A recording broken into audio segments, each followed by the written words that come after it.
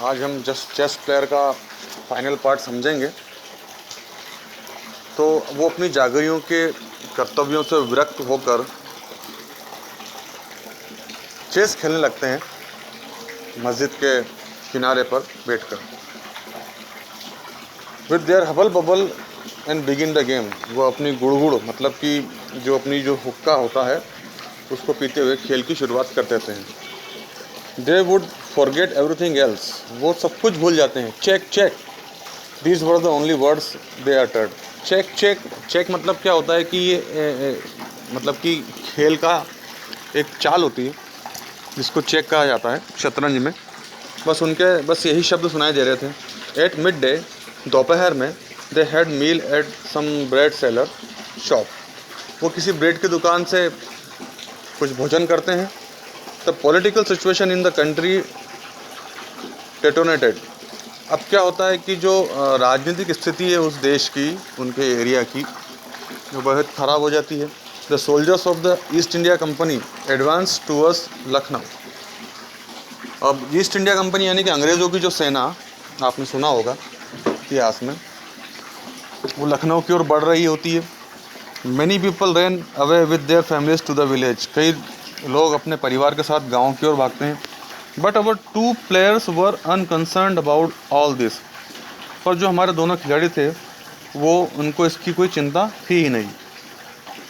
When they came home it was through the side line. जब वो घर आते हैं तो वो बाजू की लाइन से होकर निकल जाते हैं। They wanted to escape the obligation for their jagir. वो अपने जागीरदारी के जो काम है, कर्तव्य हैं, उससे बचना चाहते हैं। वन डे दे सा the soldiers of the company again. एक दिन उसने फिर से वो अंग्रेज़ों की सेना देखी। मीर साहिब सेड, मीर साहिब ने कहा, the English army is coming, my God help us. अरे अंग्रेज़ी सेना हमारी ओर आ रही है, भगवान हमारी मदद करो। मिर्ज़ा, अब मिर्ज़ा क्या कहता है, लेट देम कम, आने दो उन्हें। Check please attend to this.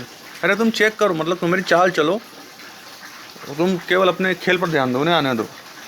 There is no हरी, कोई जल्दी नहीं है। Don't try to sidetrack me, मेरे साथ कोई चालाकी करने की कोशिश मत करो। द सेम आफ्टरनून, उसी दोपहर को, Nawab Wajid Ali Shah was captured and taken to some unknown destination. उसी दोपहर को जो वहाँ का राजा था नवाब वाजिद अली शाह, उसको पकड़ लिया अंग्रेजी सेना ने और उसको किसी अनजान जगह पर ले गए। But in the city there was no disturbance. पर शहर में कोई कोलाहल नहीं था। Not a drop of blood was shed. खून की एक बूंद भी नहीं बही।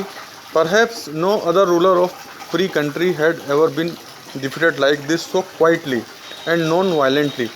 यद्यपि शायद ही इस आज़ाद देश का कोई ऐसा राजा हो जिसको इतनी शांतिपूर्ण तरीके से हरा दिया गया हो, बिना किसी रक्तपात या हिंसा के। The Nawab of Awadh was taken a prisoner. अब नवाब के जो नवाब है उनको बंदी बना लिया गया। इट वॉज इवनिंग, अब शाम पड़ चुकी थी।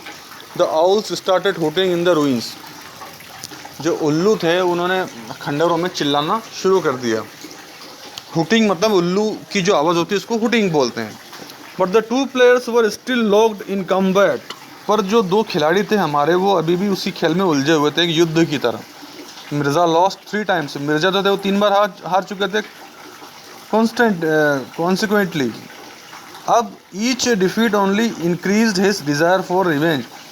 हर हार के साथ उसके दिल में बदला लेने की इच्छा और तीव्र होती गई, जागती गई। He felt irritated and lost his self control. अब वो चिढ़ गया और उसने अपना आपा खो दिया। He protested, उसने कहा, विरोध जताया या गुस्सा करके कहा, please sir, you must not change your move. आप अपनी चाल नहीं बदल सकते हो। You can move only once. आप अपनी चाल सिर्फ एक ही बार चल सकते हो। Why do you keep your hands on the pieces. तुम उसकी जो गोटियाँ हैं उस पर अपने हाथ क्यों रखते हो। लिव इट अलोन, उनको छोड़ दो। It takes you hours to make a single move. तुम्हें एक चाल चलने में घंटों लग जाते हैं। जो wordy duel between the two went on and on. इन दोनों में शब्दों की जो लड़ाई वो चलती रही और आगे चलती रही। The quarrel turn violent. अब ये झगड़ा जो है वो हिंसा में बदल गया।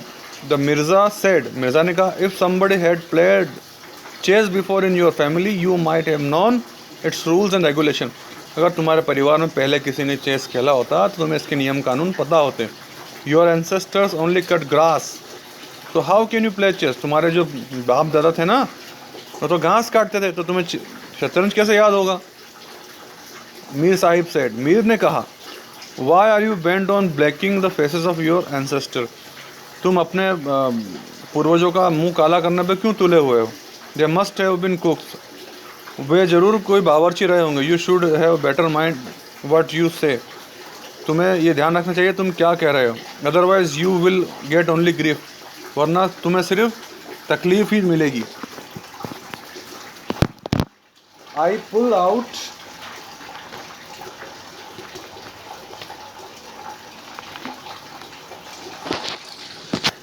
पुल out the eyes of anyone who glares at me, मैं अपनी ओर देखने वाले की आंखें भी निकाल लेता हूँ। Do you wish to try have a try, क्या तुम चाहते हो कि मैं करके दिखाऊं? मिर्ज़ा रिप्लाइड, अब मिर्ज़ा बोलता है, you want a trial of strength, तुम ताकत देखना चाहते हो?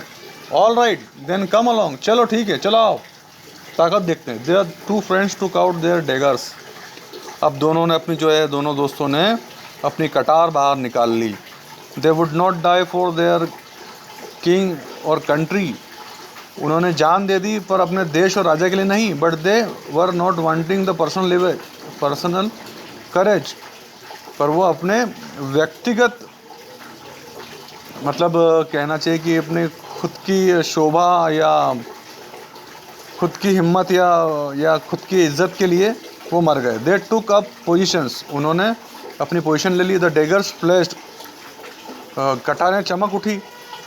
दे bent fell down wounded and died on the spot, वो घायल होकर जख्मी होकर नीचे गिर गए और उसी जगह पर मर गए।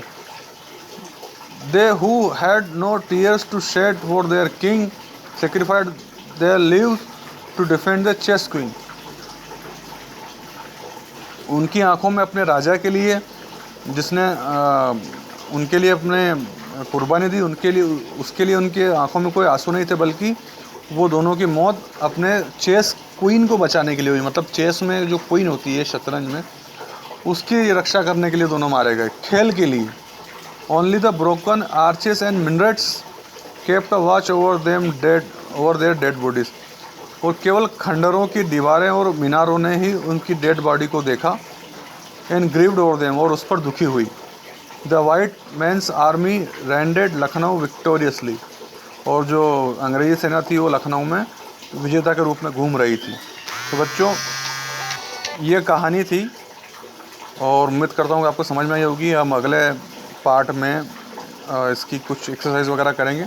तब तक के लिए आप घर पे रहना, सेफ रहना, कोई दिक्कत हो तो मुझसे पूछ लेना। Okay, bye.